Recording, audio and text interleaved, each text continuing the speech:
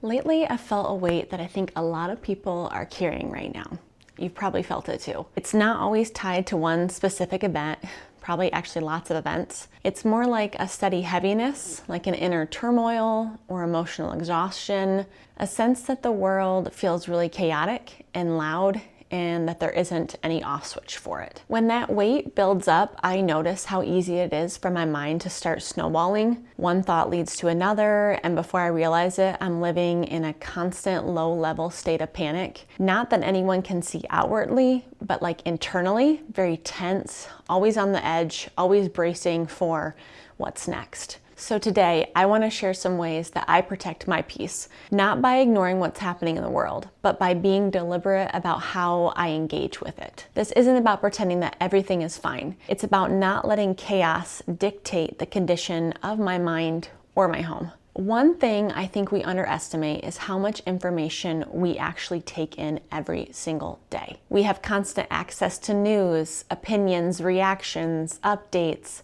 tragedies, not just from the world, but from other people's lives too. And our brains were never designed to hold the emotional weight of the entire world all at once. They're wired for survival, which means that we're especially sensitive to threats and negative information. When we're exposed to that nonstop, our nervous system doesn't get a chance to regulate. It stays activated. I recently read a really cool article by the Mayo Clinic that explains that when you're constantly exposed to heavy content or distressing content, anxiety responses can intensify and become harder to manage. Our bodies are meant to experience stress and then recover, not remain in that heightened state indefinitely. Even before the pandemic, research showed that average adults spent 11 hours a day on screens. Now, with information available at all times, our minds rarely settle unless we're deliberately creating space for that to happen. So, if you feel overwhelmed or emotionally depleted,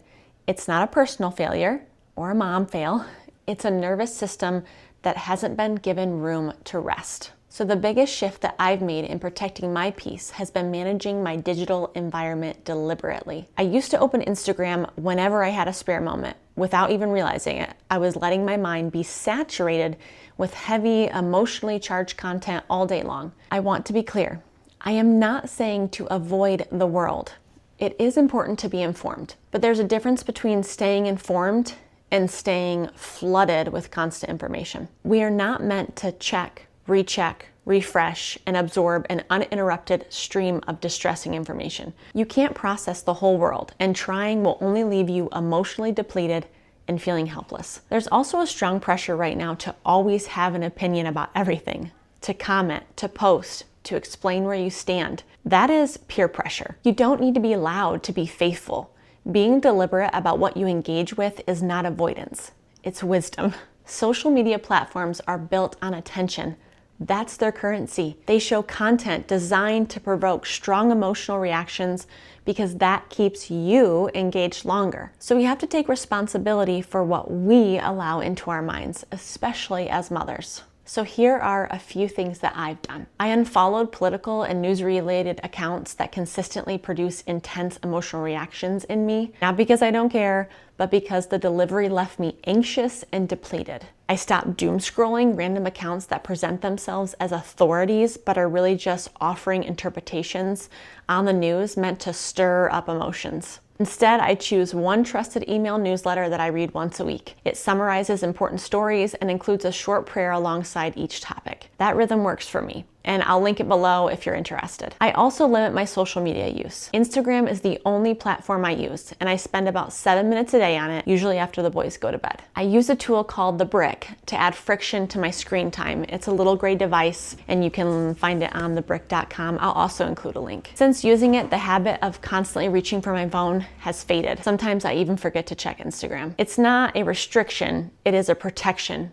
for me. When I'm not deliberate, my mind absorbs whatever is loudest. When I am deliberate, I decide what earns space. Another way I protect my peace is by being deliberate about nurturing our home. I don't want the volume of the world to rob me of my presence with my family. Mothers play a significant role in setting the emotional tone of a home. We're not responsible for everything, but we are often the first line of defense when it comes to fear and anxiety entering our space. Peace doesn't just magically happen. It is cultivated and then protected. Some things I do to nurture our home. We get outside. Fresh air is grounding. Even a short amount of time outdoors helps regulate my nervous system as well as my kids. I also stay anchored in my values. When I know what I believe, I am not constantly reacting to every new idea or trend that comes out. As a believer, my foundation is in Christ. If something doesn't align with how He calls me to live, I don't need to keep wrestling with it. Other people don't define my relationship with Jesus. I read my Bible every morning. I pray. I talk about faith with my boys. We read Bible stories together. We attend church. I journal and I write about my walk with God.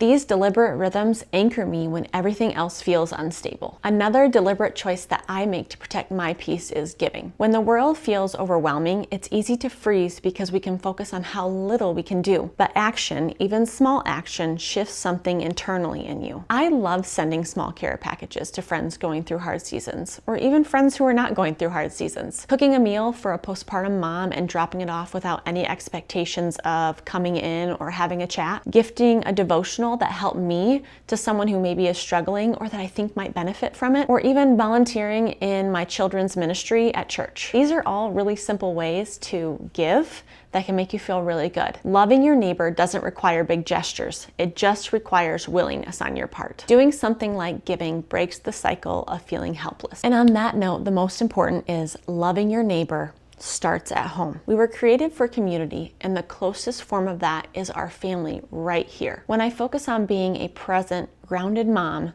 leading my kids in their faith and loving them well, I am filled with gratitude and grace. When I show up for my husband with care and consistency, I see the fruit of it in our partnership and our conversations. Sometimes these things can seem hard and you'd have no idea where to start. Right now, I'm doing a Bless Your Home challenge that offers deliberate ways to connect with the people in your home and bring steadiness to your days through God. You can follow the videos on my page or download the free journal with daily prompts, or do both. The world feels heavy right now, and that's exactly why we need to be deliberate about how we engage with it. When we're not deliberate, life happens to us. When we are deliberate, we live by God's design instead of in a default mode. Protecting your peace doesn't mean ignoring reality. It means choosing what has access to your mind, your home, and your heart. Sometimes the most faithful thing you can do is turn down the noise and love the people right in front of you. That kind of life doesn't happen accidentally. It's built one deliberate choice at a time.